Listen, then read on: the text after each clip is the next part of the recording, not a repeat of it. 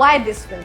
This film is basically all my wish lists. जोश, दोस्ती और ताकत, ये सिंपल इमोशंस हैं जो आप एंजॉय कीजिए. हम भी इस क्यों बारात में शामिल हो गए. हम बाहर निकलते हैं और हम बनाते हैं. वाओ क्या ब्यूटीफुल है. जबकि मुझे लगता है छी तो नहीं. So आपके दिमाग में क्या चीजें चल रही थी? जापानीज एनिमेशन या फॉरेन एनिमेशन, एग्जैक्टली यही हमारे ख्याल थे. हमने तारे ज़मीं पर में छोटा एक एनिमेटेड सीक्वेंस किया था.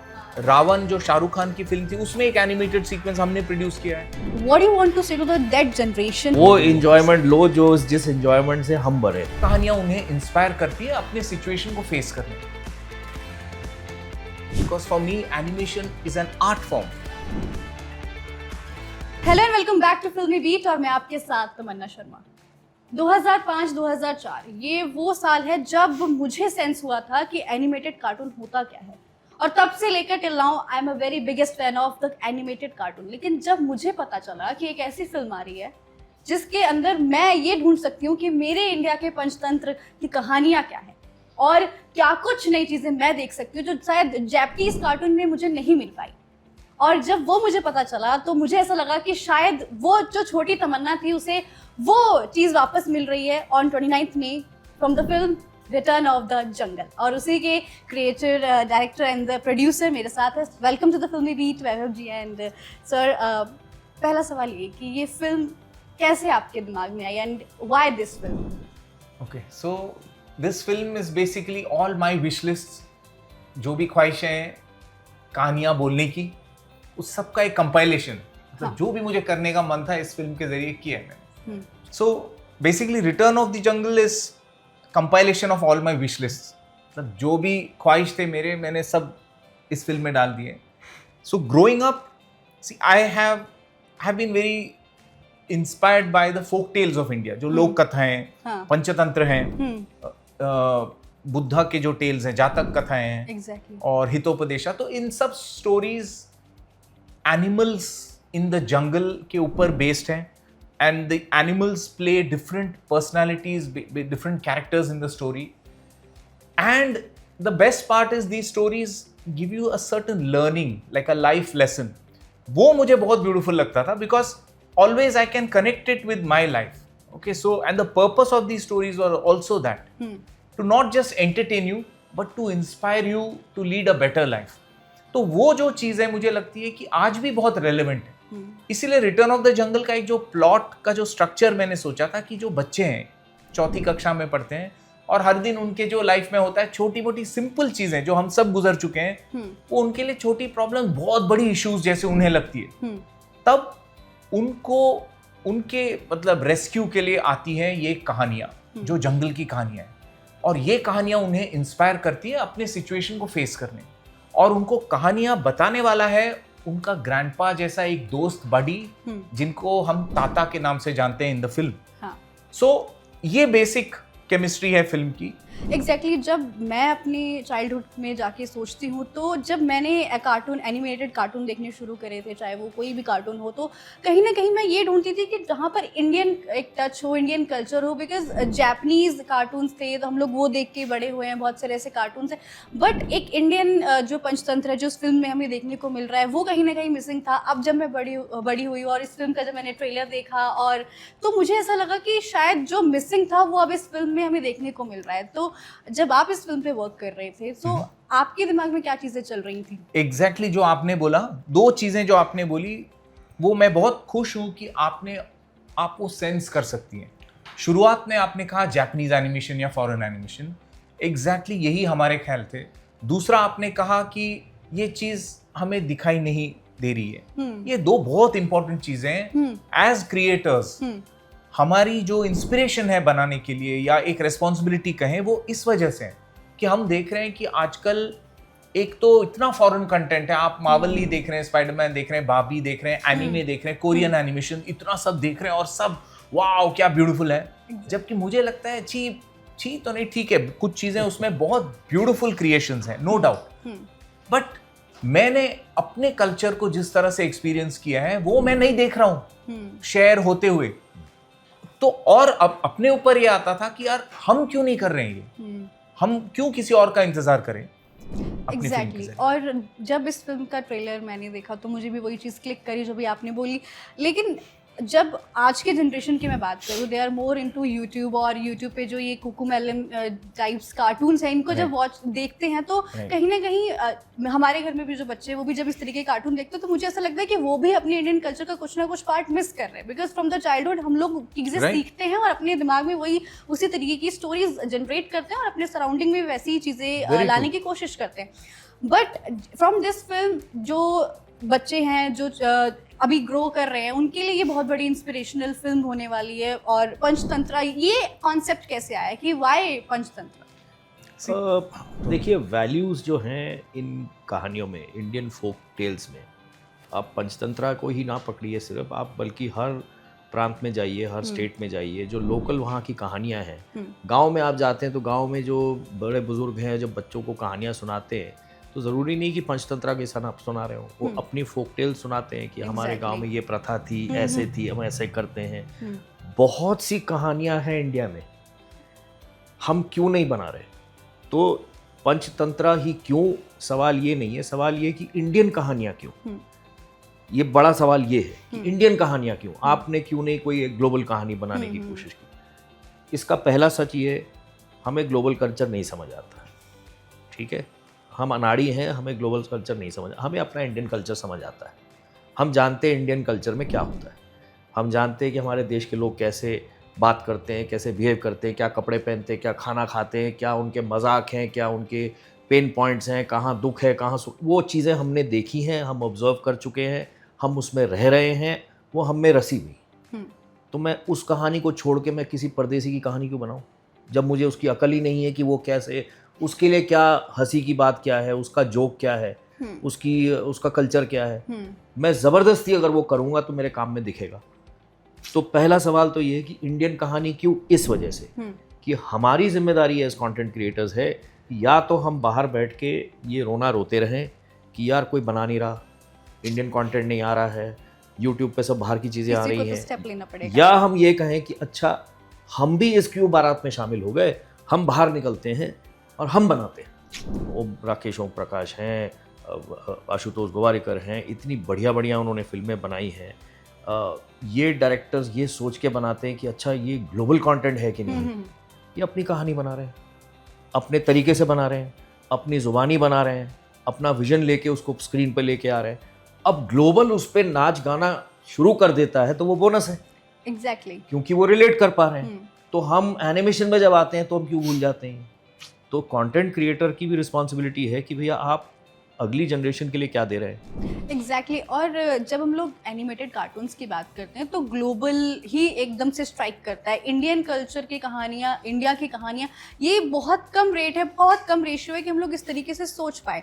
और एनिमेशन जो है वो, जब एनिमेशन एडिट होता है या कार्टून एनिमेशंस बनते हैं, they are very different from the जो कैमरा से शूट होता है। तो उस वक्त क्या डिफ़िकल्टीज आई थी, बिकॉज ये आपका काम है, ये आपका पैशन है, ऑफ कोर्स आपको बहुत एक पैशनेट होकर आप इस पर वर्क किया होगा, बट एक पॉइंट ऐसा आता है जहाँ पर आपको ऐसा लगता है कि अगर ये अच्छा वर्क कर गया तो this is going to be my एक ड्रीम प्रोजेक्ट की तरह होता है। तो हाउ डिफ़िकल्ट एनिमेशन को एडिट करना फ्रॉम द रियल वर्ल्ड, जो रियल कैमरास के थ्रू शूट होती है। So the process of creating both the films are very different.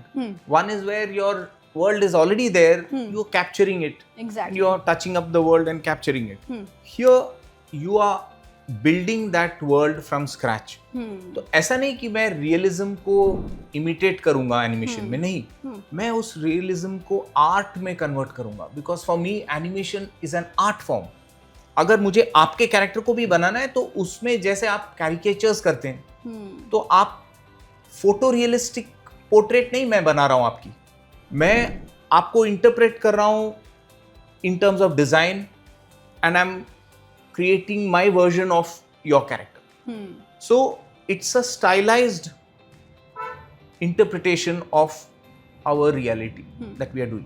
तो वहीं पे जब वो आर्टिस्टिकली इंटरप्रेट हो जाता है, वही एक ब्यूटीफुल न्यूट्रल मीडियम बन जाता है। तो और फिर कोई उसको टेक्निकली रेंडर कर रहा है, कोई स्क्रिप्ट लिख रहा है कि ये सब मॉडल्स इतने सारे लोग एक्सेस कर रहे हैं तो कैसे काम को सिंप्लीफाई किया जाए, म्यूजिक, द साउंड, साउंड और वो एक और डिपार्टमेंट हो गया कि कोई Exactly. लिरिक्स लिख रहा है, फिर उन लिरिक्स पे किसी ने संगीतकार ने एक धुन बनाई है, इतने सारे लोग आए, कोई मृदंगम बजा रहा है, तबला बजा रहा है, कोई वायलिन बजा रहा है, तो उस तरह से एक गाना बना।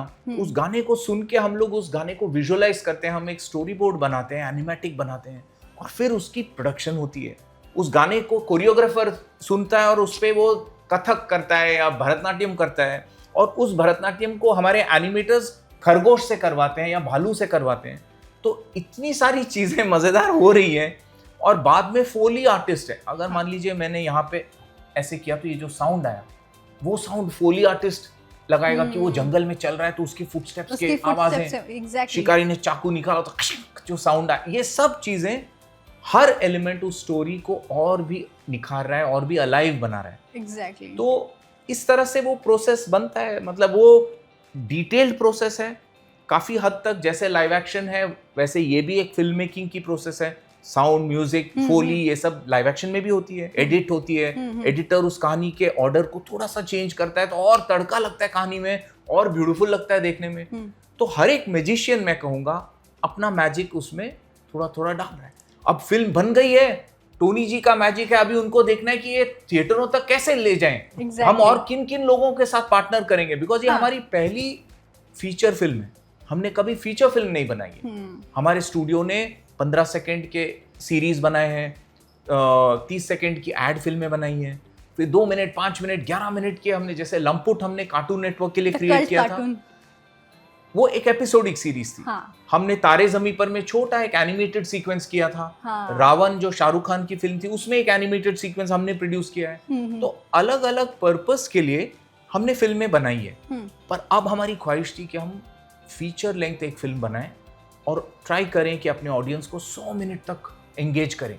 एग्जैक्टली। और एक एडवांटेज मैं भी आपके साथ शेयर करना चाहूँगी इस फिल्म के साथ, ऐसा भी है कि जो जापानीज़ कार्टून देख रहे हैं या एनिमेटेड कार्टून्स देख रहे हैं बच्चे, वो उससे रिलेट नहीं कर पा रहे, लेकिन इस तरीके की जब फिल्में देखेंगे तो दे कैन रिलेट, और उनकी इमेजिनेशन पावर और जो स्टोरी समझने की, कल्चर समझने की जो एक व्हाट यू कॉल एक परसेप्शन है वो इन्हांस होगा। तो ये अपने आप में एक एडवांटेज है कि हम लोगों को इंडियन कल्चर की स्टोरीज इस तरीके से देखने को मिल रही है। ये आप कह रही हैं, ये हमारी बिलीफ है। हाँ। लेकिन आप इसको एक्सेप्ट कर रही है, ये इसमें आपस में अपने आप में बहुत बड़ी बात है। एग्जैक्टली। और एक चीज़ मैं ज़रूर कहूँगा कि एनिमेशन का एक, हम जब पढ़ते थे, जब हम सीख रहे थे, तो हमें एक चीज़ एक हमारे दिमाग में घुसी होती थी कि एक, if you can shoot it don't animate it.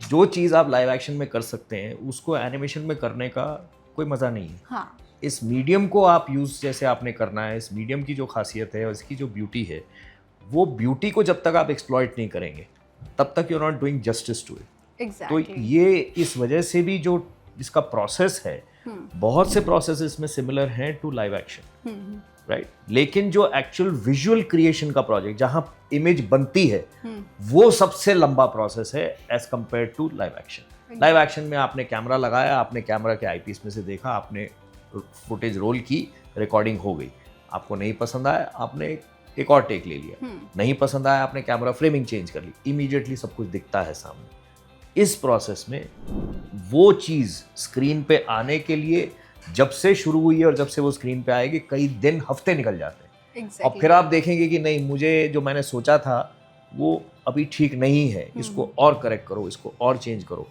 तो ये लंबा प्रोसेस है, इसमें पेशेंस की बहुत ज़रूरत है। एग्जैक्टली, वो तो है। अभी आजकल आप लोग भी बहुत इंस्टाग्राम पे एक्टिव है, मैंने आपको देखा, आप एक कैंपेन चला रहे हैं बहुत सारी चीज़ों के आप, बट एक वर्ड आता है gen Z are more on Instagram, आपने भी सुना होगा बहुत सोशल मीडिया पर, और ये जनरेशन का अपने आप में एक बहुत बड़ा इस वक्त चल रहा है। जेंजी जब ये इस तरीके का जो एनिमेटेड कार्टून फिल्म देखेगा तो उसके लिए भी खुद नया एक्सपीरियंस होने वाला है, बिकॉज हम लोग जो जिस चीज़ को देखते हुए बड़े हुए हैं वो है जापानीज़ कार्टून, लाइक डोरेमोन हो गया या फिर कोई और कार्टून हो गया, बेन 10, बहुत सारे। बट इस तरीके का जब एनिमेटेड फिल्म हम लोग थिएटर्स में जाके देखेंगे, फर्स्ट ये तो एक तो थिएटर फिल्म है तो हम लोगों को एक अलग एक्सपीरियंस मिलेगा। What do you want to say to that generation जो ये फिल्म पहली बार जो है महसूस करने जा रही है, देखने जा रही है? वो इंजॉयमेंट लो जो जिस इंजॉयमेंट से हम बने हुए, जो मज़े हमने लिए हैं अपनी यंग एज में, जो खुराफातें हमने की हैं, जिन चीज़ों पे हमें गर्व होता था, जिस तरह की फ्रेंडशिप्स हमने बनाई, जिस तरह की दोस्तियाँ और जिस तरह के जज्बे से हम लोग खेल खेलते थे, क्रिकेट का मैदान हो या बास्केटबॉल का कोर्ट हो, जो एक्टिविटीज़ हमारी इतनी होती थी कि हम स्क्रीन पे नहीं थे, स्क्रीन तो थे ही नहीं था। मोबाइल्स तो अब आए हैं, हमने तो बचपन में कभी मोबाइल पे लेके ना तो उसमें हम बैठे रहे सारा टाइम। टीवी भी बहुत लिमिटेड होता था, एक दूरदर्शन का चैनल होता था और उसमें भी क्या होता था, कुछ प्रोग्राम ऐसे होते थे जो पूरी फैमिली बैठ के देखती थी। अरे चित्रहार आने वाला है, मतलब सब गाने आने वाले हैं फिल्म के, पूरी फैमिली बैठेगी और देखेगी।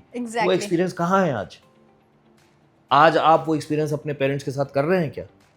आज अपने आप बड़े बुजुर्गों के साथ या अपने छोटे भाई बहनों के साथ क्या वो एक्सपीरियंस आप ले रहे हैं? नहीं ले रहे हैं। तो मैं तो ये मैसेज दूंगा कि उसको थोड़ा सा जी के देखो, उसमें जो मज़ा है, उसमें जो स्वाद है, आई एम 100% कॉन्फिडेंट कि you will really enjoy it. You will, more than that, you will enjoy the experience of your family unit coming together and watching a film together. ये चीज़ एक बहुत बड़ी चीज़ है which we have to bring back into our culture. So Tamannaah, I would like to add कि Gen Z भी इसी country में जी रहा है ना। करेक्ट, कोई अलग स्पीशीज नहीं है कि ये आ गया और ये फिल्म किसी और डिमेंशन से आई है, ऐसा नहीं है। उनकी ही लाइफ तो वो देखने वाले हैं फिल्म में। और फिल्म का जो टैगलाइन है, जोश, दोस्ती और ताकत, वो जेनजी भी उन चीजों को ढूंढ रहा है। हाँ। तो उनको वो सब सवाल हमारी फिल्म में मिलेंगे। Why should you hide away from it? Factor जो हम लोग डिनाई नहीं कर सकते कि हम लोग आज भी अपने जो ग्रैंड पेरेंट्स उनसे कहानियां सुनते हैं, उनसे फेरी टेल्स की कहानियां सुनते हैं, और जब हम लोग उसको एज ए एनिमेटेड फिल्म में देखेंगे तो हम लोग और कनेक्ट कर पाएंगे जो हमने कहानियां सुनी है। बिकॉज एनिमेशन से हम लोग इमेजिन कर पाएंगे जो हमें सामने चीज़ें दिखाई जा रही हैं, तो वो कहीं ना कहीं हमारे कल्चर से हमसे बहुत ज़्यादा कनेक्टेड है। Last but not the least, one line from both of you for this film which is releasing on 29th May. So to the audience, I would say that you're going to see your country in a way that's never been captured in animation before. ये एक बहुत बड़ी USP है। And जैसे ये 3 words मैंने बोले, जोश, दोस्ती और ताकत, ये सिंपल इमोशंस हैं जो आप एंजॉय कीजिए। फिल्म की जो स्टोरी लाइन है उसमें रोलर कोस्टर है, उतार है, चढ़ाव है, और उसमें नवरस है, मतलब हर इमोशन है उसमें। So I would just say for each member of the family, they are going to enjoy the film in very unique ways. So watch it together and then discuss what you liked, what you did not like. Share with us. We are very, very curious to hear from all of you. Okay, sir.